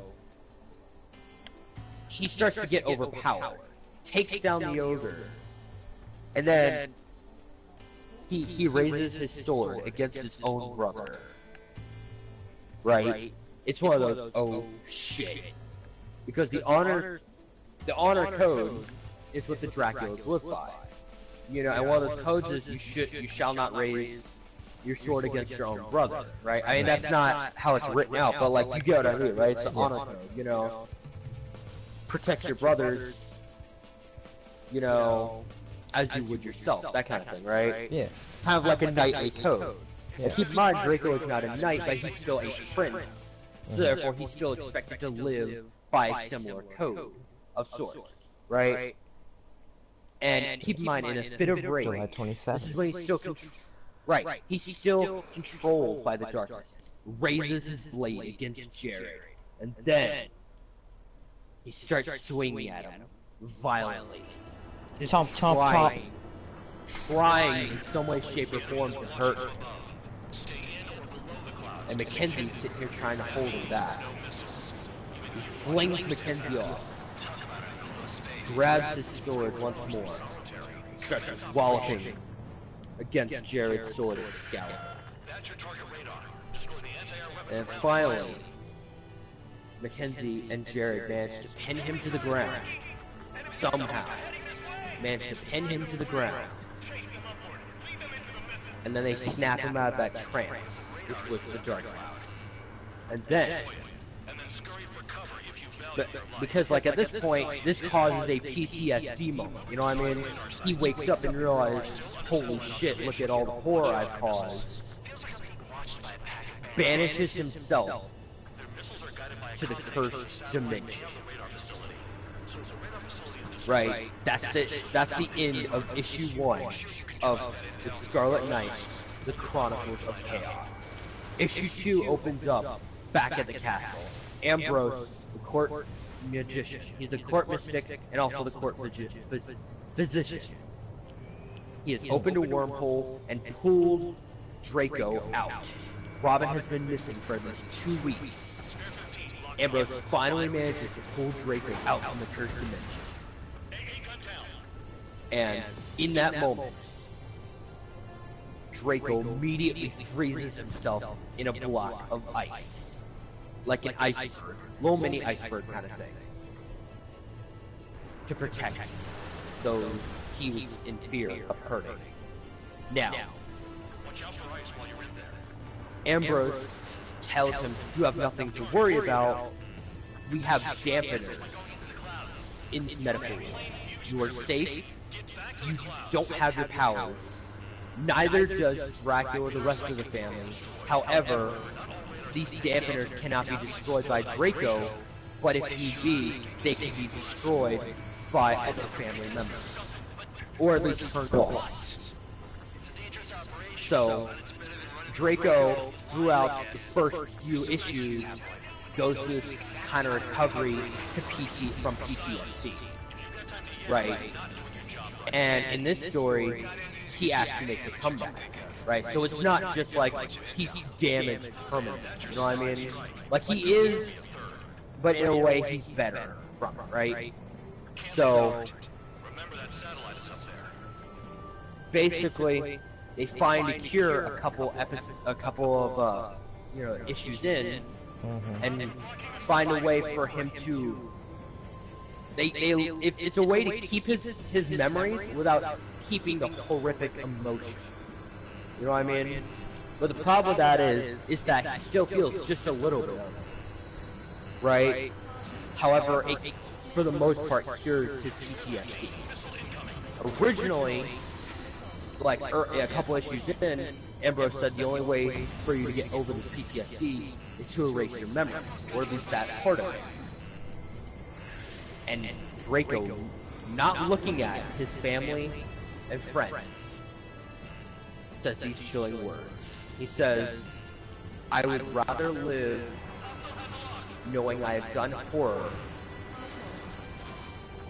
and live my own pain and suffering than to forget about it and be remembered forever for it. Turns around, walks out the castle doors. That's the end of like the first 10 issues. Like it kind of builds up to that, you know what I mean? So what do you think? That's pretty good. This is just like, right? Like I felt like if I added like a human element, it would click better, you know what I mean? Because that's what the audience really likes. They like to be able to relate characters. And the beauty of it is that I based Draco around me, right? How I would imagine myself if I was the son of Dracula, and all this and that. You know what I mean? So I thought, okay, well, I'll take how I would feel about this,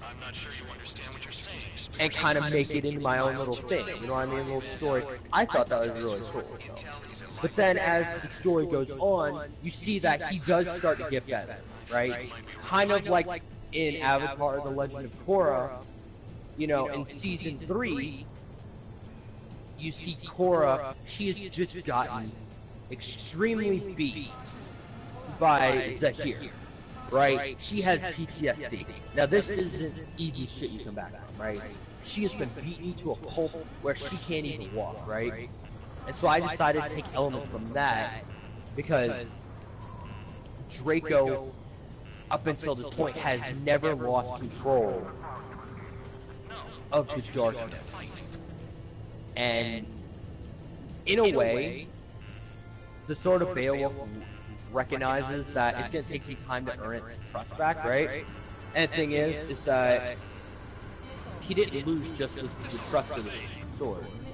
Because being he was the only one who had the ability to control the darkness, he also was given by God black angel wings. And he is the only one who has angel wings, who is not born a half angel or is an angel. Only being to have them. So it really defines the character of the Cursed Prince, while still making him a DC Comics relevant. You know what I mean? Makes him still Robin, he's still characteristic as, you know, okay, he's still human. You know what I mean? In the sense of emotion, character, and in a way, the vampires and zombie nations have become human, right? That's what I was trying to do with these stories, because Draco has become tormented by the single thought. If he hurt people because of his power he thought he could control. Now keep in mind, this is not his fault, because the blood curse didn't get lifted until after Mary had done the cleanse. Right? After anyone who wasn't around during the cleanse, but got their powers afterwards. Right? Now keep in mind, the way the cleanse works is like this. If you were born a vampire and you just hadn't gotten your powers yet, because like you were a late bloomer, the cleanse would work on you.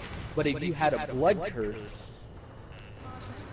then the way that worked is you didn't get the cleanse. That blocked out the cleanse. It was non-existent. Right? So, as you see in the first 10 issues, you see Draco deal with the mortality that he is, in fact, human. Because although he is a vampire prince, but he has to deal with the morality of he's not as invincible as he really thinks he is. Because after he discovers his powers, he does become a little cocky, just like every Robin before him, right? Let's be honest. The only one who I can say hasn't become cocky, maybe, would be, there's two. Tim Drake and Dick Grayson. Every other Robin had became cocky, and Draco followed suit. Something just happened in this game. There's AIs that are on my team, and they have like commentary and everything. They talk. So one of them, my call sign is now Spare 15. And one of the guys is like, "Hey, we should just let Spare 15 take all the work." And then the base commander said, "Oh yeah, you just be a decoy for the for the ground-to-air missiles." So basically, they're flying around to take missiles while I go around and destroy everything.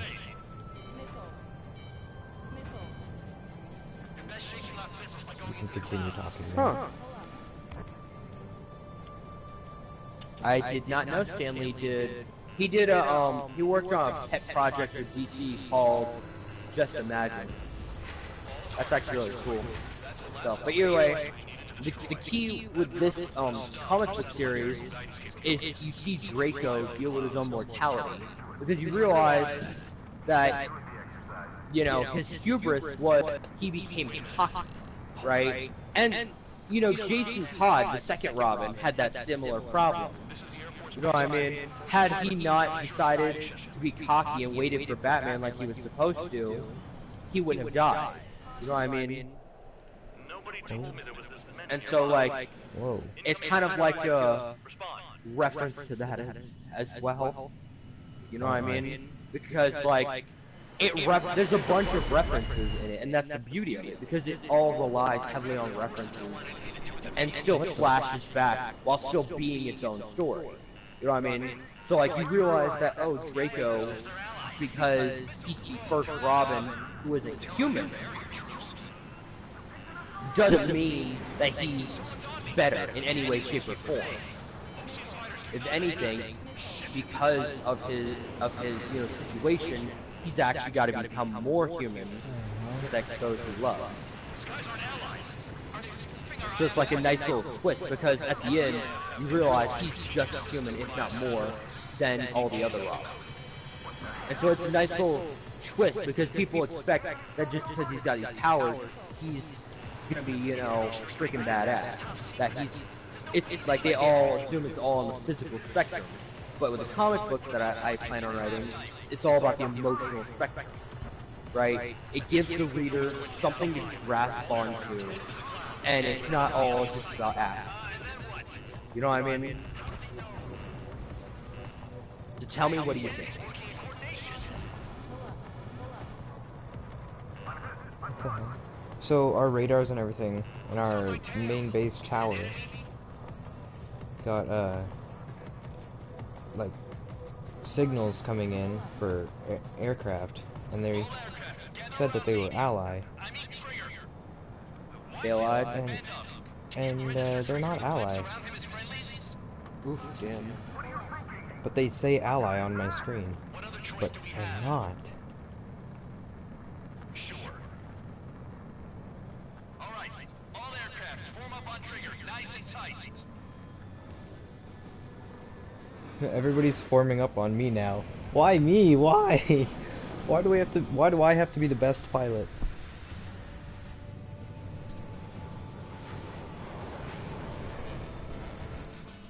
There's not many of us. Dog, it's on you. Full van, what's your location? The tail end. Understood. I've sent new ID data.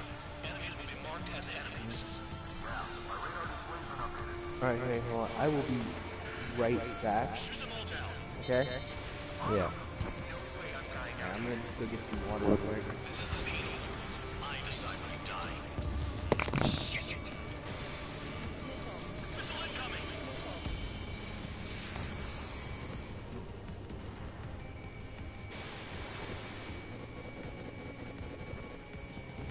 Missile evading.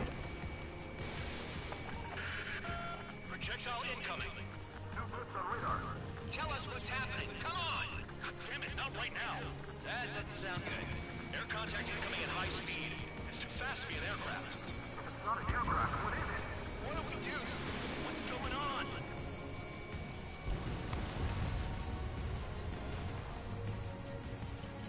Five, four, three, two, one. Here it comes. What is that?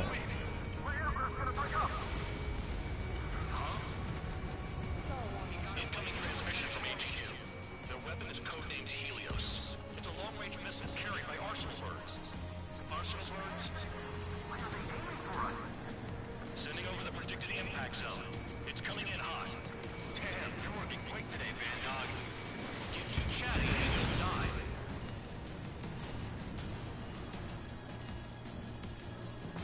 Five, four, three, two, one. Don't get caught. Now when they fire like that when they've got allies in the airspace, don't they care about the pilots? Missile away.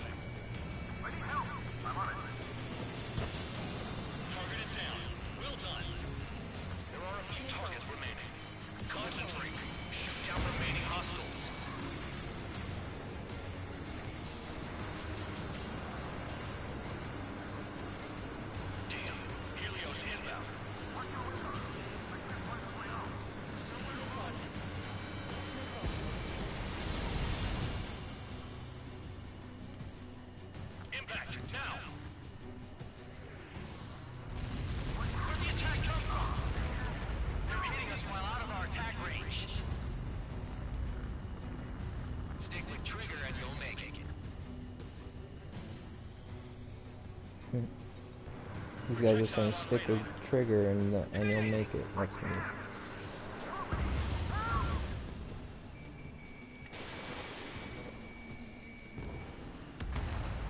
Prepare for impact.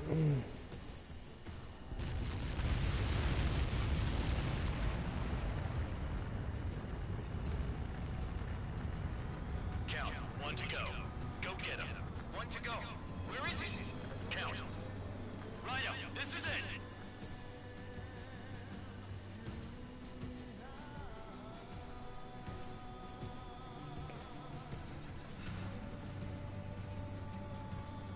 All right, I got the last one. Oh yeah!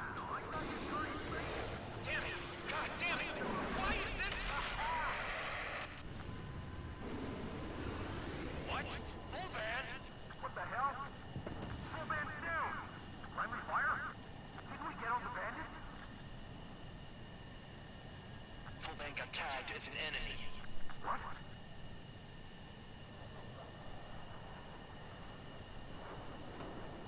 You did that on purpose, Bandog.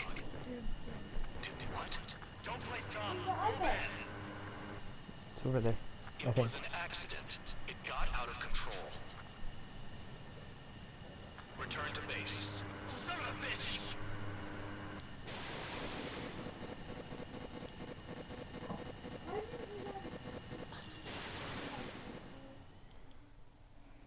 One of our guys just took Morgan. One of my teammates just took down, like shot and killed one of our other teammates. Like online? No.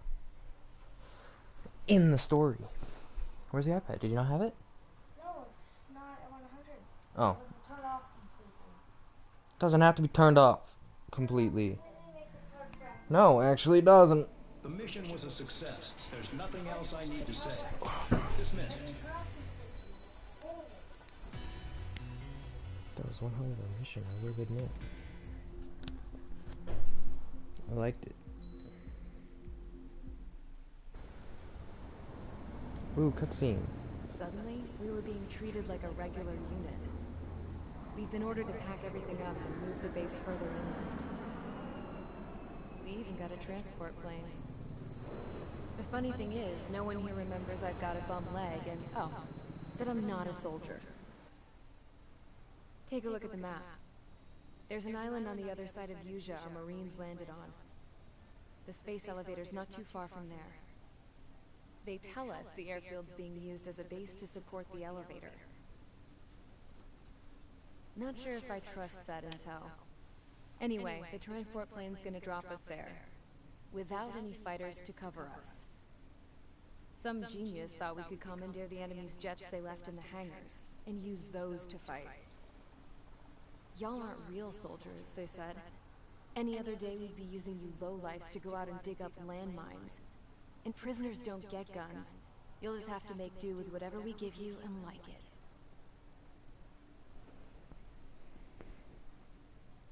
A phone. They don't let us prisoners near them. But with all the hustle and bustle of moving the base, they forgot to lock this one up. Looks like an antique. I lost my right for a phone call ever since I was arrested and locked up. It's trippy to think that I can just hook it up, dial a number, and talk to someone from my own country. Planning escapes ain't all I'm good at. I'm plenty good at remembering phone numbers, too. A little while later, I headed over to HQ. You must know. We did get a call direct from command. That pipe, what exactly are you doing with it? My grandfather had a lot of friends in the Air Force from his time as a lieutenant. My point? Well, you're going to set out in your own special aircraft. Then you'll send everybody else off in the wrong direction while you head somewhere else. All right, fine. But just you and you alone. You're the only one allowed on board. Besides, there's only one seat left. I said cool. That's exactly what I wanted to hear.